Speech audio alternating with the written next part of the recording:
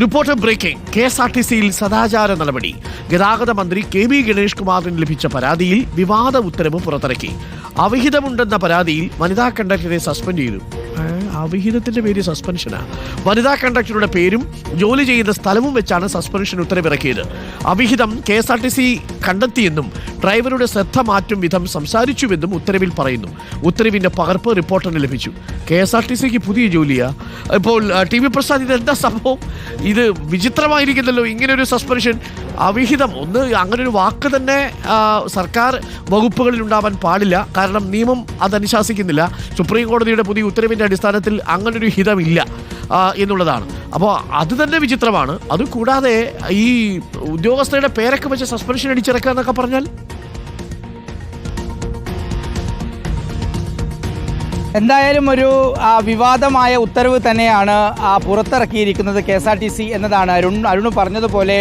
അവിഹിതം ആരോപിച്ചാണ് പരാതി കിട്ടുന്നത്. ആ പരാതി കിട്ടുന്നത് മന്ത്രിക്കാണ് എന്ന് ആ ഉത്തരവിൽ വ്യക്തമായി എഴുതി വെച്ചിട്ടുണ്ട്. സാധാരണഗതിയിൽ ഇത്തരത്തിലുള്ള സസ്പെൻഷൻ നടപടികളെല്ലാം ഉണ്ടാകുമ്പോൾ അത് മന്ത്രിക്ക് കിട്ടിയ പരാതിയാണ് എന്ന് ഒരിക്കലും പ്രതിപാദിക്കാറില്ല. അതിൻ്റെ അർത്ഥം ഒരുപക്ഷെ ഈ ഉത്തരവിറക്കാൻ സമ്മർദ്ദമുണ്ടായിരുന്നോ എന്നുള്ളതാണ്. അതൊന്നുമല്ല അതിലെ ഗുരുതരമായ കാര്യം അരുൺ. അതിലേറ്റവും പ്രധാനപ്പെട്ട പ്രശ്നം, ഇങ്ങനെ അവിഹിത പരാതി കിട്ടുന്നു, KSRTC അതിൽ അന്വേഷിക്കുന്നു എന്നതാണ്. അന്വേഷിച്ചിട്ട് അവിഹിതമുണ്ടെന്ന് കണ്ടെത്തുന്നു. എന്താണ് അവിഹിതം? എന്താണ് ആ വാക്ക്? എങ്ങനെയാണ് അത് കണ്ടുപിടിച്ചത്?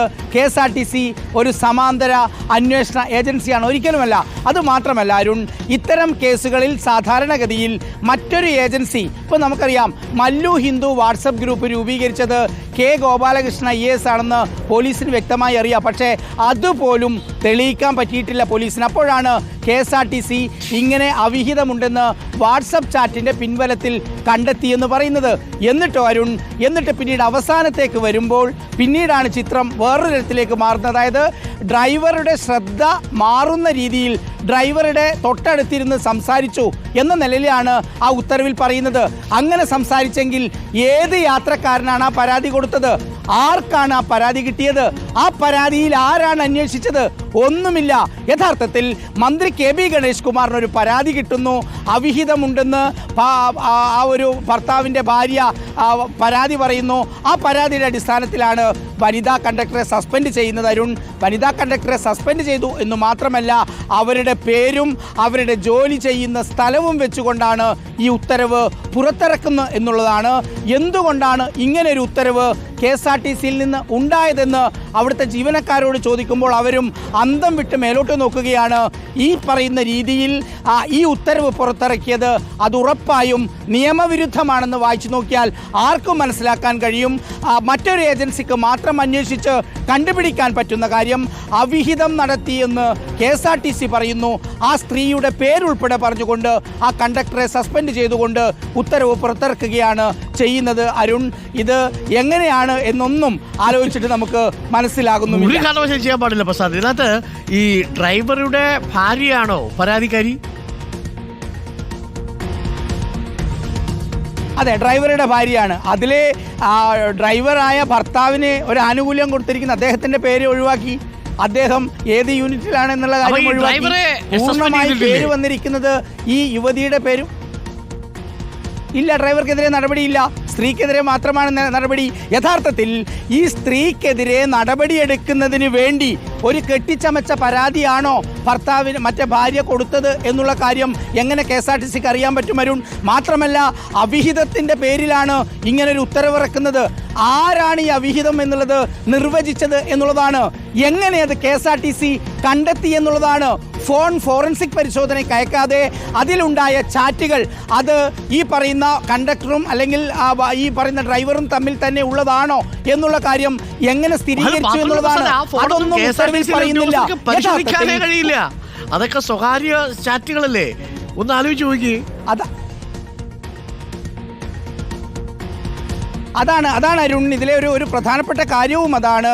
എങ്ങനെ ഇതൊക്കെ KSRTC കണ്ടെത്തുന്നു എന്നുള്ളതാണ്. ഇനി മാത്രമല്ല അരുൺ, ഇനി അങ്ങനെയാണെങ്കിൽ തന്നെയും ഇനി അവർക്കെതിരെ നടപടിയെടുത്തേ മതിയാവൂ KSRTCക്ക് എന്ന് വെച്ചോളൂ. അങ്ങനെയാണെങ്കിൽ തന്നെ അവർക്ക് ഓരോ ആളുകൾക്കും ഓരോ എംപ്ലോയി കോഡ് ഉണ്ട്. ആ എംപ്ലോയി കോഡ് വെച്ചിട്ട് വേണ്ട ഇത്തരം കാര്യത്തിൽ നടപടിയെടുക്കാൻ. മാത്രവുമല്ല അരുൺ, നമുക്കറിയാം പീഡന കേസ് വന്നാലോ ഇത്തരം അതെ അങ്ങനെ പരാതി പറയണം. പറഞ്ഞോളൂ, പ്രസാദ് പറഞ്ഞത് കറക്റ്റ്, റൈറ്റ്. അതെ, അല്ല ഞാൻ പറഞ്ഞു വന്നത് അരുൺ, അതാണ് ഇപ്പം ഒരു പീഡന പരാതി വന്നാൽ അതിൽ സ്ത്രീയുടെ പേര് നമ്മൾ കൊടുക്കില്ല, അവരുടെ പടം നമ്മൾ കാണിക്കില്ല. കാരണം അത് നിയമപരമായ പ്രശ്നമുള്ളതാണ്. കാരണം ഒരു സ്ത്രീക്ക് കിട്ടേണ്ട ഒരു പരിഗണനയുണ്ട് സ്വാഭാവികമായി. ഇത് നിയമവിരുദ്ധമാണ് എന്ന് മാത്രമല്ല, അത് വായിച്ചു നോക്കിയാൽ നമുക്ക് മനസ്സിലാകുന്ന കാര്യം അരുൺ, ഇത് അത്യന്തം സ്ത്രീ വിരുദ്ധം കൂടിയാണ്. ഒരു സ്ത്രീയെ മാത്രം നടപടിയെടുക്കുന്നു, അവരുടെ പേര് പറഞ്ഞ്, അവരുടെ ജോലിസ്ഥലം പറഞ്ഞ്.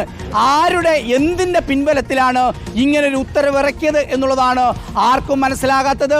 ചോദിക്കുന്ന ഉദ്യോഗസ്ഥർ കൈമലർത്തുന്നു, അഭിഭാഷകർ കൈമലർത്തുന്നു, മുതിർന്ന പോലീസ് ഉദ്യോഗസ്ഥരോട് ചോദിക്കുമ്പോൾ അവരും അന്തം വിട്ടു നിൽക്കുന്നു. യഥാർത്ഥത്തിൽ KSRTCയുടെ ഭാഗത്തുണ്ടായത് ഗുരുതരമായ വീഴ്ചയാണ് എന്ന് മാത്രമല്ല അരുൺ, ഇത് പ്രാഥമികമായി നോക്കുമ്പോൾ മനസ്സിലാകുന്നത് ഇതിലെ കണ്ടെത്തലുകൾ അത് ഒരു ശാസ്ത്രീയ പിൻബലവും ഇല്ലാതെയാണ് എന്ന് ആ ഉത്തരവ് വായിച്ചാൽ നമുക്ക് മനസ്സിലാക്കാൻ കഴിയും. മാത്രമല്ല, ആ സ്ത്രീയുടെ പേര് പറയുന്നതോടുകൂടി KSRTC ചെയ്തിട്ടുള്ള ഈ നടപടി ഒരിക്കലും ഒരാൾക്കും അംഗീകരിക്കാൻ പറ്റാത്തതാണ് എന്നുള്ളതാണ് നമുക്ക് എല്ലാവർക്കും മനസ്സിലാകുന്നത്. എന്തൊരു കാര്യമാണ് TV പ്രസാദ്. ഈ ഉത്തരവിട്ടയാളുണ്ടല്ലോ, എന്ത് ബോറനായിരിക്കും എന്നൊന്ന് ആലോചിച്ച് നോക്കിക്കേ. ജീവിതം യൗവന സുരഭിലവും പ്രണയസുരഭിലവും ഒക്കെ ഇരിക്കുന്ന സമയത്ത് KSRTCയിൽ അവർ യാത്ര ചെയ്യുന്നതും അവർ സർവീസ് ചെയ്യുന്നതിനും ഒക്കെ ഇതിന് ഇത്ര കണ്ണുകടി ആർക്കാണെന്ന് ആലോചിച്ച് നോക്കൂ. അവിഹിതം എന്നൊക്കെ സസ്പെൻഷൻ ഓർഡറിൽ എഴുതി വയ്ക്കുക. എന്നിട്ട് അതിൽ ആ കണ്ടക്ടർക്ക് മാത്രം വനിതാ കണ്ടക്ടറുടെ പേരെടുത്ത് പറഞ്ഞ് ആ വനിതാ കണ്ടക്ടറെ സസ്പെൻഡ് ചെയ്തേക്കുക. എന്നിട്ട് പറഞ്ഞിരിക്കുന്ന കുറ്റം മൊബൈൽ ഫോണിൽ സംസാരിച്ചു, ഡ്രൈവറുടെ ശ്രദ്ധ പോകുന്ന മട്ടിൽ ഇപ്പുറത്തിരുന്ന് സംസാരിച്ചു എന്നുള്ളതൊക്കെയാണ്. കണ്ണും ഒക്കെ നോക്കിയിരുന്ന് എത്ര മനുഷ്യർ എത്ര സ്ഥലങ്ങളിലൂടെയൊക്കെ വാഹനം ഓടിച്ചിട്ടുണ്ട് ഒന്ന് ആലോചിച്ച് നോക്കുകയും. ഇത്ര അൺറൊമാൻറ്റിക് ആവരുത് എന്ന് മാത്രമേ നമുക്ക് KSRTCയിലെ ഉദ്യോഗസ്ഥന്മാരോട് പറയാനുള്ളൂ. ബോറാവുന്നതിനൊക്കെ ഒരു പരിധിയുണ്ട്. ബഹുമാനപ്പെട്ട ഗതാഗത വകുപ്പ് മന്ത്രിയുടെ ശ്രദ്ധ ഇതിൽ പതിയണം. തീർച്ചയായിട്ടും ആ കണ്ടക്ടർക്ക് നീതി കിട്ടുക തന്നെ വേണം. ആ കണ്ടക്ടർ എന്താ ചെയ്തത്? ഇനി ഇത് പ്രണയമുണ്ടെന്ന് തന്നെ ഇരിക്കട്ടെ, പ്രണയം എന്ത് ഈ രാജ്യത്ത് എന്താ മാരകമായിട്ടുള്ള ക്രിമിനൽ ഒഫൻസ് ആണോ? ഒന്നുമല്ലല്ലോ. അതിന് ഭർത്താവിൻ്റെ ഭാര്യ നൽകിയതിൻ്റെ പരാതിയിൽ ഇങ്ങനെയാണോ നടപടി എടുക്കേണ്ടത്? അങ്ങനെയാണെങ്കിൽ ആ ഡ്രൈവർക്ക് എതിരെ നടപടിയില്ലേ? എന്ത് കുറ്റമാണ് ഇവർ ചെയ്തതെന്നേ ഇനിയും മനസ്സിലാവുന്നില്ല. ഒന്ന് ആലോചിച്ച് നോക്കിക്കേ. ഇനി നിങ്ങൾ അത്ര ക്രൂരരാണെന്നുണ്ടെങ്കിൽ 2 വണ്ടിയിലാക്കിയിട്ട് പിരിച്ചു വിട്ടാൽ പോരായിരുന്നു. എന്തുവാണ് ഇത് KSRTC നടക്കുന്നത്? ബോറാവുന്നതിനൊരു പരിധിയൊക്കെയില്ലേ? ഇത്ര അൺറൊമാൻറ്റിക് ആണോ KSRTC?